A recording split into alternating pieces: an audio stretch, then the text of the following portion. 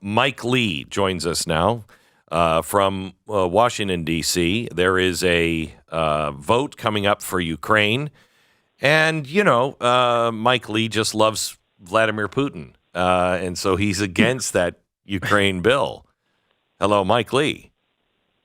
Naturally. I don't know how to say good day to you, sir, in Russian, but I'm still working on that. I'm sure Vladimir can point that out to me. Right. $95 billion. It only will take 41 senators to stop it. There are 49 Republicans in the Senate. But you saw what happened in the House. They had Ukrainian flags. It was disgusting, Mike. Yep. Celebrating a foreign flag on U.S. soil in the legislative chamber of the United States government seems kind of odd to me, but not nearly as odd as the fact that we're shelling out $95 billion with a B at a time when we don't have that money, so it's borrowed, which means we're going to print it, which means it's going to contribute even more to inflation. It's already causing Americans to have to shell out an additional $1,000 every single month just to put food on the table and keep a roof over their heads. This is an insult to the American people.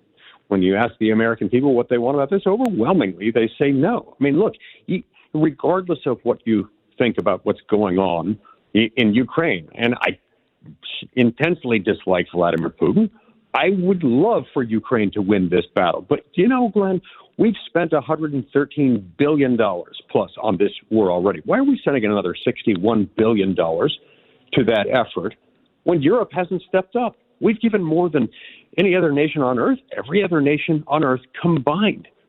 And this is in the backyard of our European allies, who, by the way, we've been backfilling their security needs for decades through NATO. This is their problem more immediately than it is ours. We shouldn't give another dime, especially while our own border is not secure, while we have a $34.5 trillion debt, and while Europe still hasn't paid up a sum not just equal to, but greater than what we've put in so far. This is shameful. I heard somebody in the House say that their border is our border. No, it's not. No, it's not. Our border is our border. Their border is their border. I mean, we're not getting any money to protect ourselves. We have a real and present danger because of our own border. Everything that I'm reading, I don't even know. I don't even know what this is about, Mike, other than money laundering, sending money over there, and it's all going to oligarchs. We're funding this thing. We're sending the message that we want war. We are talking about bringing Ukraine in and making them part of NATO, making other states part of NATO. That is kind of a red line for Vladimir Putin. And now I read today, I think it was Poland, that says they're ready for nuclear missiles in Poland. What do you think Vladimir Putin is going to do? Exactly what we would do if you put those in Acapulco. Right. First of all, Glenn, you're wrong about the border issue. We all know that Kyiv is just a few miles away from Laredo. So Yes. You're mistaken there. Yeah. But look, the idea of adding Ukraine to NATO is itself an idea about declaring war, the United States declaring war against Russia, because Ukraine, of course, is at war with Russia. And if we brought Ukraine into NATO, we would have an Article 5 obligation to fight Russia. So let's just call this what it is.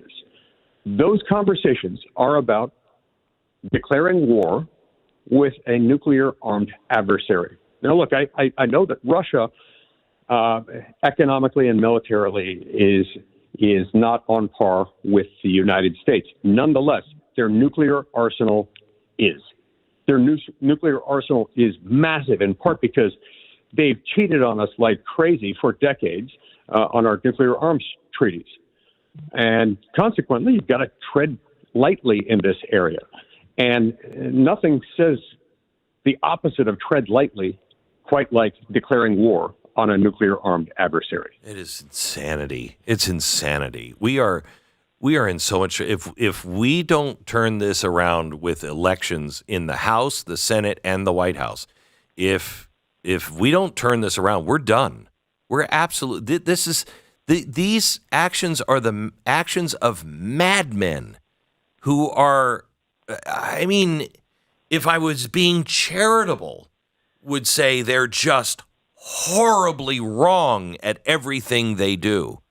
But I mean, I just don't know how to explain it. And then the Republicans, I mean, what happened to Johnson, Speaker Johnson?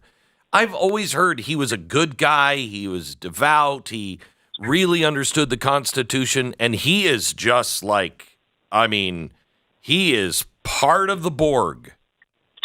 Well, he's Churchill. CNN literally called him Winston Churchill. He had his Winston Churchill moment. Let me give you the CNN headline.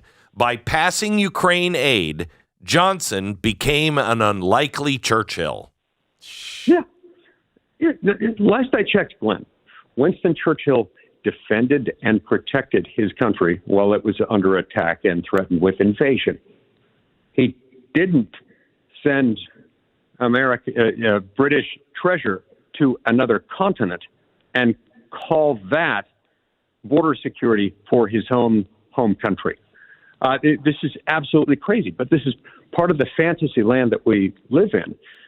A lot of these guys want to think of themselves as Churchill, and they think this is the way to do it, by printing money we don't have and putting on the backs of hardworking Americans who are made incrementally poorer and a lot less safe every time we do crap like this. All right, so we want you to call your senator today.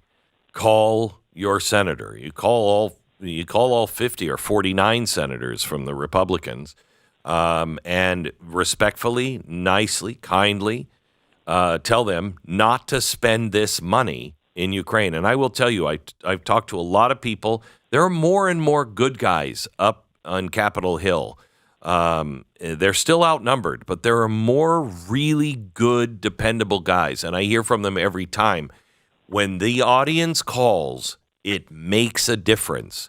So please call and tell them, no more spending money on Ukraine. No.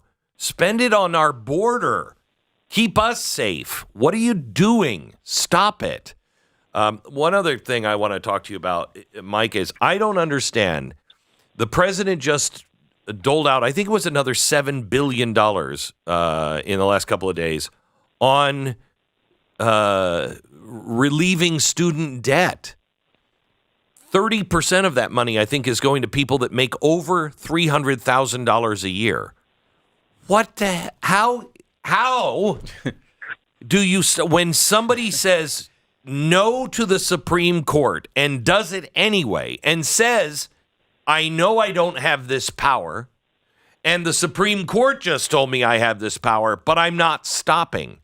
What has to happen to get a president who thinks he's just the king from spending our money and giving it to people who don't deserve it? They took out the loan, not me. Yeah. So in the first place, I think the most obvious answer is don't elect to the presidency someone who's manifestly unfit for office. But there's also a deeper question that we all need to assess, which is decades of congressional forfeiture of fundamentally legislative authority to the executive branch have, to a degree, empowered this kind of action.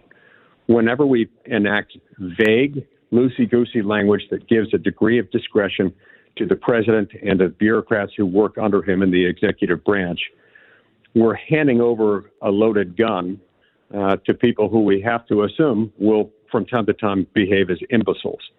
And so we've got to reverse that trend.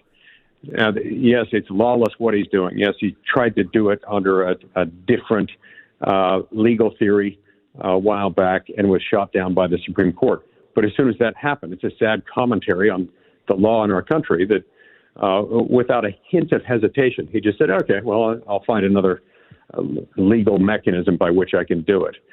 I don't believe he'd have the authority to do it last time. I don't think he has the authority to do it this time.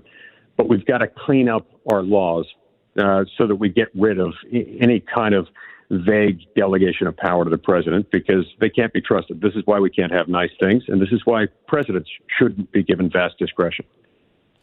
On both sides. Senator, isn't it true that, I mean, when you have a thing like the student loan situation where he's ignoring the Supreme Court and just trying to jam all of this through, he did this with the eviction moratorium as well. Mm-hmm.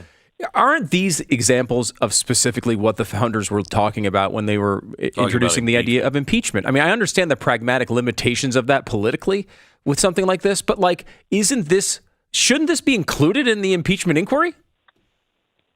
Yes, without question. And Stu, you're right, except remember, with the new definition of impeachment that we have after last week, basically nothing's impeachable. I mean, you can lie to Congress knowingly, intentionally, under oath, and according to new Senate precedent set by Senate Democrats last week, that's not impeachable. So, too, if you take legislative authority that commands you to do X and not Y, and you instead do Y and not X, and that is also not impeachable. So it begs the question, what's impeachable anymore? I don't know. According to the Senate Democrats, nothing is.